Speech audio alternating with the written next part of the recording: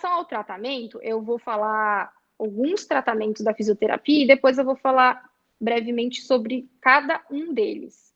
Então, aqui a gente tem as orientações sobre a anatomia pélvica e os distúrbios sexuais, o trabalho de reeducação postural, a consciência corporal e a reeducação da musculatura do assoalho pélvico através da cinesioterapia, do biofeedback e da eletroestimulação. Falando primeiro, então, sobre as orientações sobre a anatomia pélvica e os distúrbios sexuais. A gente vai, depois de avaliar a paciente, conversar com ela para que ela conheça a anatomia pélvica. Muitas mulheres não sabem exatamente aonde fica a uretra, o clitóris, a vagina, a musculatura mesmo do assoalho pélvico. Então, através de cartazes, documentos didáticos, a gente explicar, que essa mulher entenda exatamente onde fica cada região do seu corpo, porque toda essa região tem ligação com a relação sexual. E explicar exatamente quais são os distúrbios sexuais.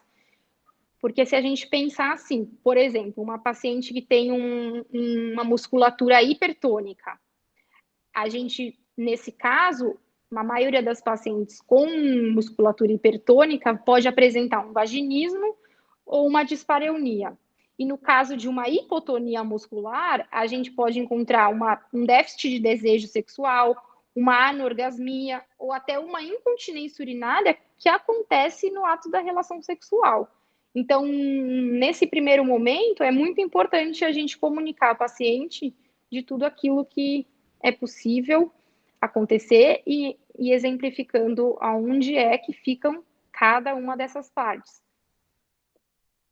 Com relação ao trabalho de reeducação postural, como eu comentei anteriormente, a gente não trabalha só a área do períneo, a área do assoalho pélvico. É importante um trabalho global, uma orientação para essa paciente de como que é a postura dela no dia a dia, em casa, na hora de dormir, porque a musculatura do assoalho pélvico é ela quem sustenta todos os órgãos do nosso corpo.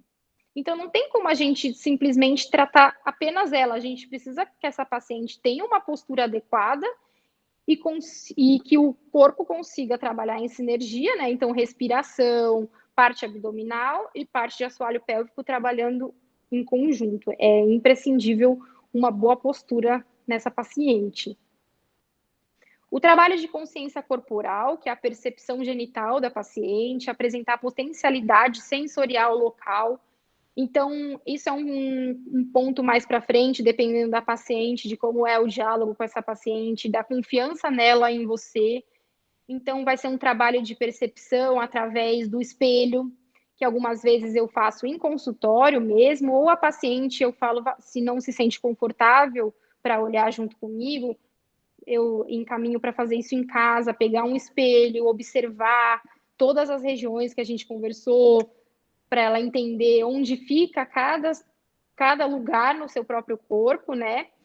E até mesmo em alguns casos de se tocar, né? Para apresentar potencialidade sensorial local e a pessoa conseguir identificar.